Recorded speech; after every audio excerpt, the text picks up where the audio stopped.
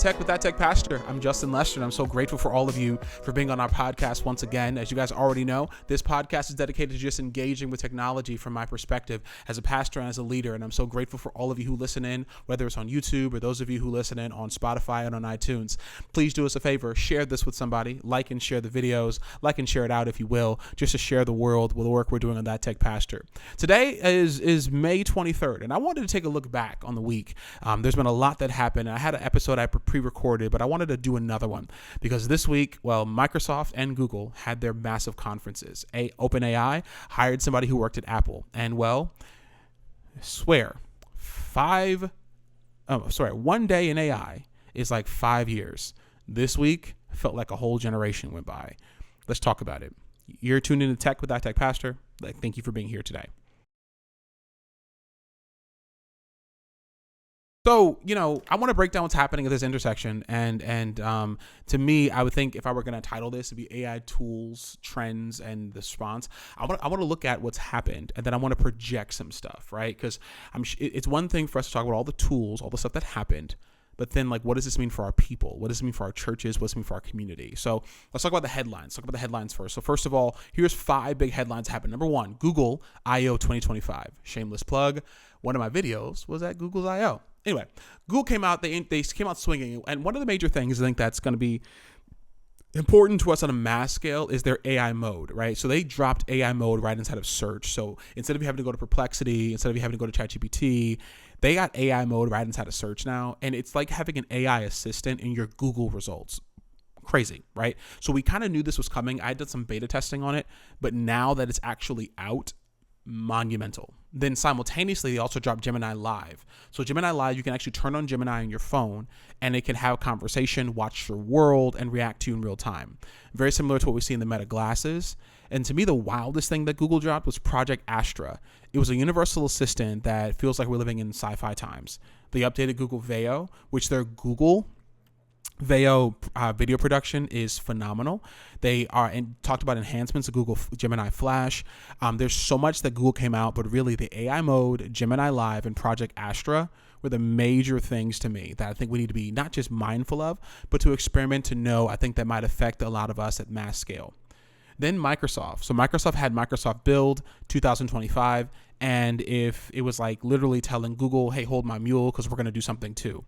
And Microsoft leaned heavy into agents, everything from Microsoft at agents. They built upon their work trend index where they talked about moving jobs from work to frontier firms. And so what they're showing us is the AI that does tasks for us, not with us. You guys have heard me talk about this before, but for them, AI agents are going to be tasked doing things for us. So Copilot got a ridiculous overhaul. GitHub's Copilot is basically writing code for you while you sip coffee, and they're integrating Grok, which is interesting, Elon's AI, into Azure. It's a game changer, and I'm curious to see how Grok and all their lack of restrictions are going to balance out with OpenAI's restrictions and to see the race for AGI. Now, Google and I/O said they're going to be first. I'm curious to see what's going to happen.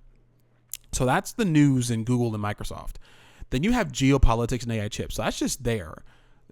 On political news when it comes to AI, the U.S. just lifted restrictions so NVIDIA can sell AI chips to Saudi Arabia and the UAE. In translation, the AI arms race is now global, and everyone's trying to stack chips, literally and figuratively. I think it plays into what happened with Trump 2 weeks ago when he was in Saudi Arabia and all the money that was invested in AI. Then, in the midst of all of this, Microsoft, who's talking about this frontier firm, right? There's a lot of layoffs. So Microsoft laid off so many people, and they're investing billions in AI. They laid off thousands. Now, they knew this was coming. The people that got laid off said they knew it was coming. But I think the church can ignore it because I think what is challenging us is that we need to hone in our skills, hope and pray, and upskill.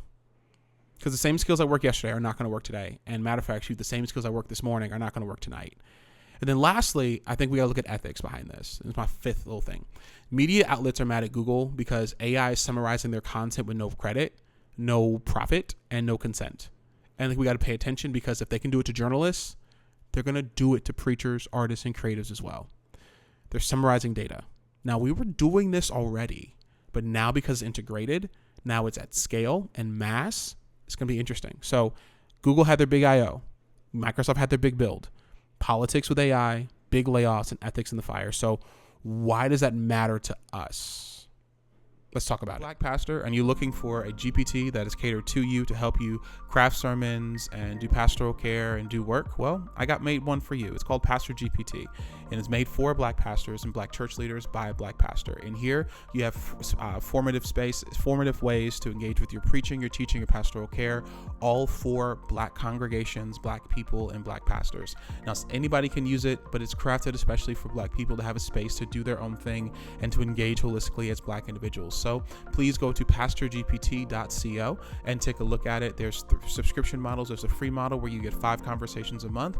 There's the first tier where you get 50 conversations a month, and a second tier where you get up to 150 conversations a month. Take a look, try it out. The goal of it is to give Black pastors and church leaders a space to bleed Black pastors and church leaders. I look forward to engaging with you in what Pastor GPT can do for you, for your future, and for our churches, and for all that God's calling you to be. So why do these 5 trends matter to us? I want to give you 5 reasons why I think this matters to ministry and to churches, because now this is the part like most people probably skip, because like, what is like, let's go try these tools. Before you go try the tools, we've got a trend spot. Now, I'm a futurist. We've got a trend spot. I think there's 5 things that I think we got to realize. Number 1, agentic AI is here.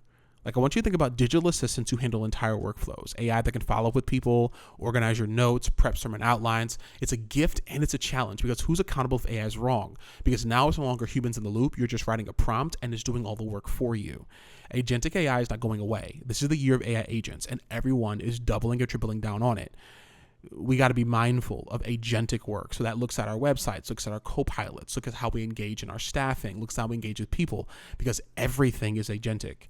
Agents are going to be the assistants that we didn't even know we needed. Number 2, AI is becoming really invisible. It's in your emails, it's in your YouTube suggestions, it's reshaping how we live, reshaping how we lead. AI is everywhere. And it's the same thing, kind of like if you look at spiritual transformation, when someone says yes to Jesus and over time it changes. The question now is, are we going to shape AI, or is AI going to shape us? Because if we're not careful, I think we're going to be shaped by AI instead of us shaping AI. Number 3, there's a global power shift. The South, and the global South, and I want you to hear me. We're talking Africa, we're talking Asia, we're talking middle parts of, we're talking the Middle East. They're all not just consuming AI, they're now all developing AI. So my question for us to think about is like, what is our church's global strategy? What partnerships are we building, not just in America, but across the water? Because I told you guys this for years now, South Africa is the future. Now they're building it. So for a while they were just consuming. Now we're building. Number 4, ethics, right? If we're preaching justice, but we're not talking about AI liberation and ethics, we're missing the moment. Data privacy, content ownership, and digital dignity, we have to lead this and not follow behind it. And lastly, jobs are changing fast. One of the things that's happening is not that AI is stealing jobs, it's remaking jobs. It's remaking them, and they're making it cheaper. So I think that's why ministries have to be reskilling and upskilling people, not just spiritually, but practically. Reskill, cross-skill, upskill. This is going to be the game changer I think all of us didn't even know we needed. That's what's coming down the line. That's what happened. That's what I'm predicting. Agents are going to be it. AI is going to be invisible. There's going to be a global power shift. Ethics are front and center, and jobs are changing fast. So what? Well, I like to call this my tool prompting challenge. Those of you who followed me along in my emails, you guys have gotten this before, but I'm going to give you a tool to try based upon this week. I'm going to give you a prompt to put in. I'm going to give you a challenge. You can play around with it. So let's give you my TPC. So what's the tool? There's a new tool out called Google Stitch. And what Google Stitch does is it gives you UI design. It won't make the app, but it'll give you a whole design that you can take into an app builder. And you can prototype digital ministries very, very fast. So go to Google Stitch. It's stitch.withgoogle.com. Stitch.withgoogle.com. And instead of putting something in like build a food pantry app, here's a prompt I want you to try. Design a mobile app for community food pantry. It should let users check inventory, book pickups, and get alerts. Let's see what you build. Run that in Google Stitch and see the vision. Now, there's other apps you can do, but run that in Google Stitch and see what it looks like for you and see what the interface looks like. Play around with it. There's some cool stuff you can see already in there to play around with, but play around with that. Here's my challenge. Create a digital bulletin with AI tools like Canva or Gamma or ChatGPT and tell it to make it bold, visual, interactive, and drop it out. You can comment in the comment section on YouTube or whatever, or give a link to it. But I want to see what it's like for us to change some things out. That's my challenge. Create a digital bulletin. Don't put it in person. Make it digital. All right. Here's my takeaway for you, and what I all want to share with you. AI is not just coming anymore. It's here. It's invisible. It's in your pulpit. It's in your paycheck. It's in your inbox. So how we steward this moment is going to be very vital. We can be scared, or we can be strategic. We can sit back, or we can sit up. And I want to challenge you to sit up. That if we're going to be the generation that leads the church to the future, we can do it with integrity and clarity. So if you want to dive deeper on this, I put a blog up on this called AI Just Leveled Up. What does that mean for us? My website, jrlester.com. It's written in plain, clear English. It gives you more links to the articles as well. Find them on my website, jrlester.com, because I'm going to tell you this. AI right now is not about you being perfect. It's about you being present. We don't have time to sit back and figure everything out. We got to jump in 2 feet out and go forward. So thanks for staying with me. Don't forget, go out, have some fun. Follow me on TikTok, That Tech Pastor. Follow me on Instagram, That Tech Pastor. Don't forget to like and subscribe to the podcast. Like and subscribe if you're on YouTube. No matter where you are, the light in me honors the light in you. Stay prayed up. Code up. Peace.